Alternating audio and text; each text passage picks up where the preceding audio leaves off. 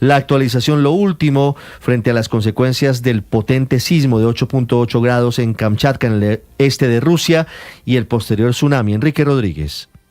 Pues lo último que sabemos, Ricardo, es que la mayoría de las alertas que se habían prendido a propósito del posible tsunami que se iba a provocar ya se han levantado. De hecho, en la propia zona de Kamchatka, donde se ha producido el epicentro de este movimiento sísmico, las alarmas han sido desactivadas, a pesar de que hace unos minutos se ha consignado una réplica de magnitud 6,2. Pero lugares como Japón, como Hawái, como decíamos, la propia Rusia, han ya levantado las alertas.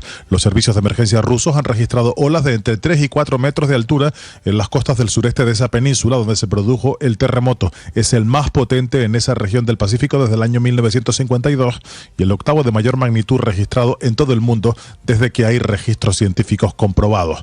Las 4 grandes olas provocadas por el terremoto alcanzaron e inundaron la costa de una de las islas Kuriles del norte, Parmushir, sin causar víctimas, según informaron las autoridades locales.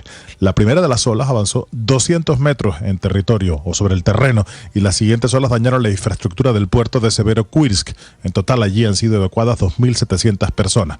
En cualquier caso, y dada la intensidad del movimiento sísmico y los temores de la magnitud que podía tener el tsunami, los científicos y los servicios de protección civil consideran que los daños han sido muchísimo menores de lo esperado, Ricardo.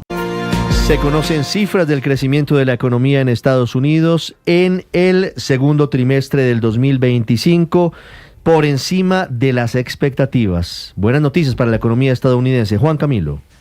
Ricardo, esto es un rebote de la economía estadounidense en su segundo trimestre, porque recordemos que el primer trimestre del año había decrecido en un 0.5%, pues está creciendo 3% por encima de las expectativas que eran del 2.3%. Esto es una buena noticia teniendo en cuenta que había mucha incertidumbre por cuenta de la política arancelaria del presidente Trump. Ahora bien, hay que recordar que el segundo trimestre estuvo caracterizado porque se presentó la pausa en la aplicación de aranceles. Los únicos aranceles que entraron en vigor durante ese periodo, durante esos 3 meses, fueron los aranceles base del 10% que aplicaban allí, por ejemplo, para Colombia y para la gran mayoría de países, y los otros aranceles, en el caso, por ejemplo, de China, que terminó quedando luego de pausas significativas en alrededor de un 35%, y también los otros aranceles para, por ejemplo, importaciones de aluminio, de acero del 25% y de vehículos del 25%. Hay mucha incertidumbre aún de cómo se comportará el mercado y la economía estadounidense de cara a este viernes, al 1 de agosto, cuando la promesa del presidente Trump es que entrarán en vigor los aranceles recíprocos fijos, que no van a tener más fechas de prórroga y que ya van a quedar definidos. Incluso hace algunos minutos publicó en sus redes sociales que llegó a un acuerdo con India, o que está definiendo más bien cuál será el arancel que tendrá que pagar India, del 25%. No cambia mucho frente al arancel que había anunciado en el mes de abril, porque recordemos que ese arancel había sido del 26%, entonces tan solo está bajando un 1% frente a lo que había anunciado ya hace meses el presidente Trump. Y bueno, ya está el acuerdo al que llegó con la Unión Europea, que sí lo rebajó a un 15%, otros acuerdos que también ha anunciado el presidente de los Estados Unidos, pero hasta ahora esos anuncios arancelarios se enfocan en aquellos países que son los mayores socios comerciales, con los que Estados Unidos tenía déficit comercial, y que en el mes de abril Estados Unidos había impuesto un arancel por encima del 10% global. Aún no sabemos, en el caso de Colombia, qué vaya a pasar con nosotros. No nos ha mencionado y no ha dado pistas de si podríamos enfrentar un arancel adicional. Si es por argumentos estrictamente comerciales, deberíamos mantenernos en ese arancel base que él tiene que definir cuál es. Él ha sugerido que va a ser del 15%, del 20%, que quiere subir esa base, pero son anuncios de expectativas hasta ahora y nada concreto realmente, Ricardo. Sigue la cascada de países en Europa y algunos en Norteamérica que anuncian que van a reconocer al Estado palestino, pidiendo el fin de la guerra en Gaza. El impulso de esta nueva oleada lo dio Francia. Ya está el Reino Unido en la misma advertencia, en el mismo ultimátum, en el que además queda claro el creciente aislamiento del gobierno de Benjamín Netanyahu. Silvia, en Londres. Sí, Ricardo, y no se habla más que de eso, del aislamiento que podría estar enfrentando el gobierno de Benjamín Netanyahu, el aislamiento internacional. Como tú decías, primero fueron Islandia, Irlanda y España quienes reconocieron el Estado palestino.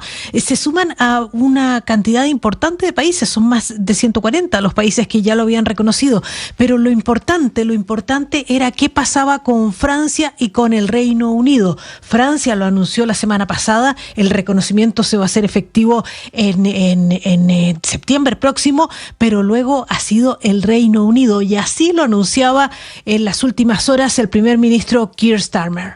I can confirm the UK will recognise the State of Palestine by the United Nations General Assembly in September. Dice, puedo confirmar que el Reino Unido va a reconocer el Estado palestino ante la Asamblea General de las Naciones Unidas en septiembre, pero es un reconocimiento condicionado. Le dice a Israel que va a hacer ese reconocimiento si es que en lo que queda de tiempo hasta esa Asamblea General de Naciones Unidas no hay un alto al fuego, un fin de las hostilidades que están provocando la crisis humanitaria y un intento real de crear los dos estados. La respuesta ha sido inmediata del primer ministro Benjamín Netanyahu y durísima. Le ha dicho a través de un mensaje en Twitter, le ha dicho al primer ministro Starmer, le ha dicho que el Reino Unido va a sufrir esa violencia, ese terrorismo de Hamás que está sufriendo Israel ahora. Le ha dicho también que ese apaciguamiento de Hamás no va a traer nada nuevo. La verdad es que el primer ministro británico está teniendo un rechazo importante del Partido Conservador, pero también de las familias británicas que tienen a sus familiares todavía como rehenes allí en Israel, o los que han sido liberados. Le han dicho que está en el lado equivocado de la historia, pero la verdad es que en esto no está solo el Reino Unido. También hay otra serie de países que han dicho que si no hay esos cambios van a también reconocer el Estado palestino, y entre ellos se cuentan Australia, Canadá, Finlandia, Nueva Zelanda, Portugal, Andorra y San Marino. Esos son países que todavía no lo han reconocido. Llama mucho la atención en lo que ha dicho el primer ministro Starmer, porque horas antes había estado reunido con el presidente Donald Trump, pero luego el propio presidente Donald Trump, cuando estaba volviendo desde Escocia a Estados Unidos, reconoció que ni sabía lo que estaba preparando el Reino Unido y que tampoco tenía opinión. Así lo decía. We never discussed it, surprisingly. It was never really discussed.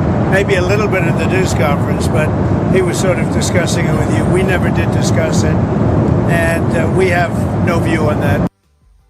Dice que no tiene punto de vista en esto y que tampoco lo había discutido con Starmer.